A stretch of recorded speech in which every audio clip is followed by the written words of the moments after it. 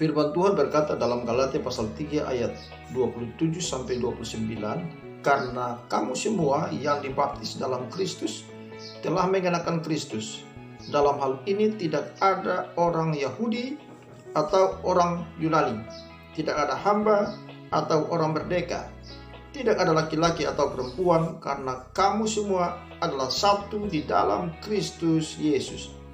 Dan jikalau kamu adalah milik Kristus, maka kamu juga adalah keturunan Abraham dan berhak menerima janji Allah. Nah, saudara-saudara yang Tuhan Yesus memberkati, kita menerima berkat rohani dari Tuhan Yesus, yaitu menjadi milik Kristus. Nah, sejak kapan kita menjadi milik Kristus? Yaitu sejak kita menerima baptisan air pada ayat yang ke-27 tadi. Dan kita menerima Kristus. Ketika kita menerima Kristus, kita menjadi keturunan Abraham dan berhak menerima janji-janji itu. Nah, saudara-saudara yang diberkati oleh Tuhan Yesus Kristus, sebenarnya janji-janji Allah itu hanya kepada Abraham dan keturunannya saja, tidak kepada kita sekalian yang hari ini menerima berkat tersebut.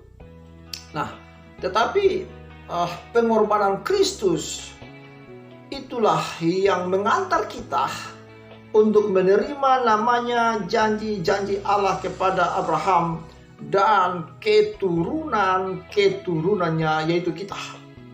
Ya, pada ayat yang ke-16 dalam Galatia pasal 3, adapun kepada Abraham diucapkan segala janji itu dan kepada keturunannya, tidak dikatakan kepada keturunan-keturunannya seolah-olah dimaksud banyak orang, tetapi hanya satu orang, dan kepada keturunannya, yaitu Kristus. Saudara, hari ini kita menjadi milik Kristus.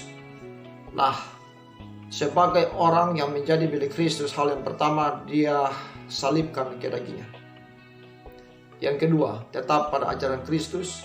Dan yang ketiga, hidup di dalam Roh Kudus.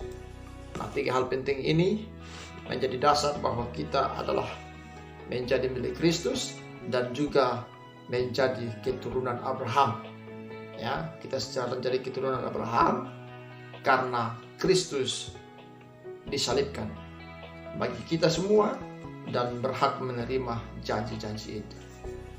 Tuhan Yesus kiranya memberkati kita semua.